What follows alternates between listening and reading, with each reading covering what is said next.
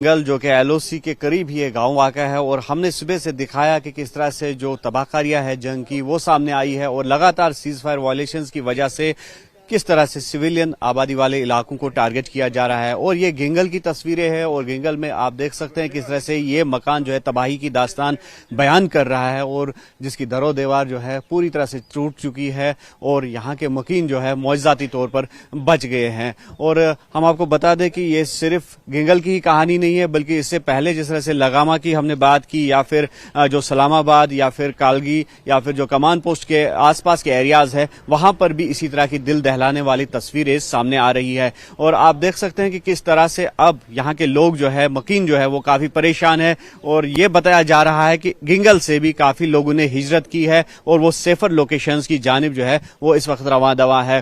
حالانکہ لگاتار یہ کوشش کی گئی ہے ایڈمنسٹریشن کی طرف سے تو کسی نہ کسی طریقے سے یہاں کے لوگوں کو سیف گارڈ کیا جائے، ان کی جو جانوں کا تحفظ ہے اس کو ممکن بنایا جائے، لیکن ساتھ ہی ساتھ یہ مطالبات بھی زور پکڑتے جا رہے ہیں کہ لوگوں کے لیے جو بنکرز ہونے چاہیے تھے اس طرح کا اقدام یہاں پہ نہیں اٹھایا گیا ہے۔ مزید یہاں کے کچھ لوگ ہیں، ان سے بات کریں گے۔ نام آپ کا؟ محمد امین صاحب، کس طرح کا یہ واقعہ سمجھتے ہیں آپ؟ کیونکہ ہمیں پتہ ہی ہے رات بھر شیلنگ ہوئی تو پاکستانی جو سیز فائر وائلیشن ہوئی اس کی زد میں یہ شیلنگ کی زد میں آ گئی۔ یہ ایک مکان کی بات نہیں ہے، گنگل پورا اس کی زد میں اور ایسے کئی واقعات یہاں رونما ہوئے ہیں۔ رات کو لگ بھگ 9:30 پونے 10 کے قریب فائرنگ سٹارٹ ہوئی یہاں اور صبح کے 8 بجے تک رک کے فائرنگ مسلسل ہوتی رہی جی۔ تو کس طرح سے خوف و دہشت ابھی شام ہونے والی ہے؟ سر رات کو ہم مسجد میں گزاری ہم نے رات، پوری رات، اور چھوٹے چھوٹے بچے چیخ پکار پڑی تھی تو بہت دہشت میں لوگ پوری رات میں خوف و دہشت میں رہے لوگ جی۔ تو کس طرح سے یہ واقعہ سمجھتے ہیں آپ کے سویلین آبادی کو آپ ٹارگٹ بنایا تھا؟ بالکل سویلین آبادی کو ٹارگٹ نہیں بنانا چاہیے۔ سویلین آبادی تو یہاں کی ہو یا وہاں کی غریبی لوگ مارے جاتے ہیں تو اس کا کوئی انتظام ہونا چاہیے، دونوں دیشوں کو مل بیٹھ کر کوئی بات کرنی چاہیے جس سے کچھ اس بات کا حل نکلنا چاہیے۔ نام بتائیں آپ؟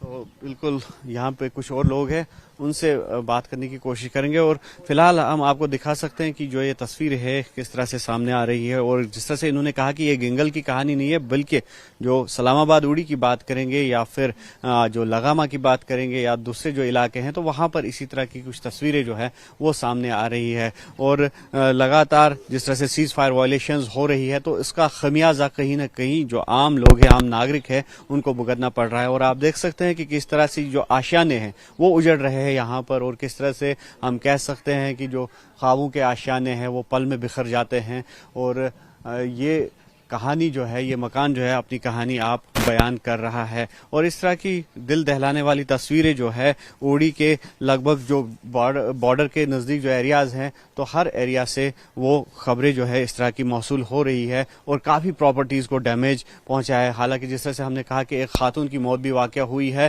اور اس کے ساتھ ساتھ کئی لوگوں کے زخمی ہونے کی بھی اطلاع ہے اور آس پاس کے آپ ڈھانچے دیکھ سکتے ہیں، تعمیراتی ڈھانچے، اور کس طرح سے ان کو بھی ڈیمیج ہوا ہے اور جو سپلنٹرز ہے وہ لگے ہوئے ہیں ان مکانوں پہ اور چھید جو ہے وہ کس قدر بیانک ہے۔ آپ سمجھ سکتے ہیں کہ کس قدر جو بیانک صورتحال ہے وہ پیدا ہوئی تھی جو گزشتہ رات گزری ہے۔ اب جو وقت بیتا جا رہا ہے، اب رات کا جو ٹائم آنے والا ہے، شام کا وقت ہونے والا ہے اور ان کی فکر جو ہے، ان لوگوں کی جو فکر ہے وہ بہت ہی زیادہ اب ہو گئی ہے، بہت ہی زیادہ وہ فکر بڑھ گئی ہے اور یہ لوگ جو ہے یہ چاہتے ہیں کہ اس کا مکمل طور پر کوئی حل نکالا جائے تاکہ انسانی جانوں کا ضیاع زیادہ نہ ہو، انسانی جانوں کا تحفظ جو ہے وہ ممکن بنایا جا سکے۔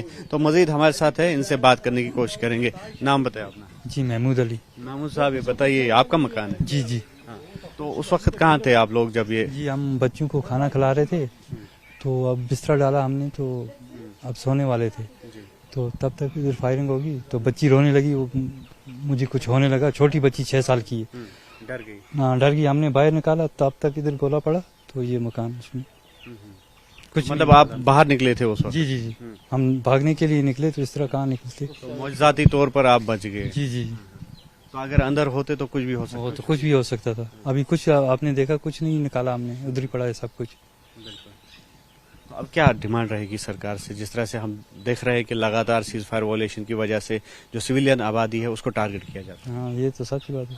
کیا مطالبہ رہے گا سرکار سے؟ سرکار سے ایک تو ہمیں ادھر مورچہ وورچہ بھی کوئی نہیں ہے پوری گینگل میں نہیں, تقریباً بنکر, ہاں بنکر تو کچھ نہیں ہے.